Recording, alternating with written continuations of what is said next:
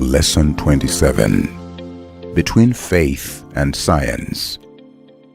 If I remember well, science is the study of fact with written theory that is proven by using different tests and practices, and in the end, it brings out inventions that are revolutionary, and it simplifies our day-to-day life and gives us convenience and effectiveness in our daily lives.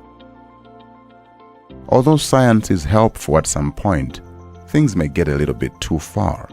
We can definitely make robots, but we cannot make a human being using our physical world. We are created in this world, but we cannot show it through science how the world was created. Science needs faith, but faith does not need science. As much as science is beautiful and important to human discovery, it has nothing to do with God, but it has everything to do with the world we live in. In the beginning, God gave the man authority over the earth and everything living. That is why Adam was tasked with naming animals. He gave us everything on earth under our control, and this is why God didn't like it when humans were building the Tower of Babel to reach the heavens and make the name of themselves. He confused their language, and they stopped the work and were scattered over the face of the earth. No matter how tall the tower you build to reach God, science won't take you there. To visit the new heavens and the new earth, faith is the key. Today, people are building spaceships and to find the truth of the world that is different from this and think there's life somewhere else. No matter how much science tries to do so, in the end, we will come to understand that this earth is the home God gave us while we are alive, and He has a better place prepared for us when we leave this world.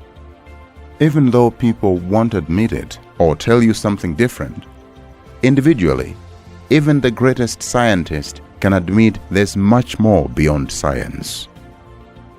I would refer God as one of the greatest scientists available in the past, present, and in the future, because not only did He create the earth, the seas, the land, and the living things that fit perfectly together, but also He makes everything exist in a balance for thousands of years, no matter how much they evolve and how much changes exist. Everything remained to be perfectly balanced. And we, as God's own special creation with a unique ability to discern things, no matter how much we want to do things on our own, we still value the creation and the existence of this world, and we will do anything to protect it. Even when there is an existence of nuclear weapons created by science in our hands, still we have the conscious need to protect what is living and the people and our families. Not only did God design the beginning, He also has the end coming, which as well He made it clear from the beginning since the fall of man. His original intention of a perfect home for us was destroyed, and since the fall of man, everything ceased to exist, and it was slowly dying, beginning with men themselves, animals, plants, the soil of the earth, and the air we breathe. And this is why, just as the earth we had before, God's plan is to shift us into residing into the new one.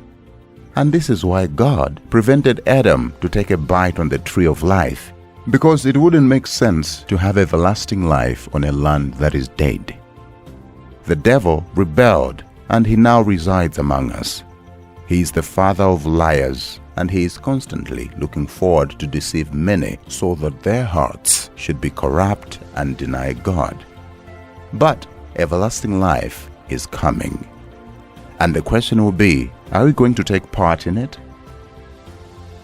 We're all believers in something. I'm always baffled when I hear an atheist who is a scientist who is not a believer in any religion but still have their own beliefs, which someone can argue it is still a religion because you believe on the facts laid down by people which on one hand one society believes and on the other hand another doesn't.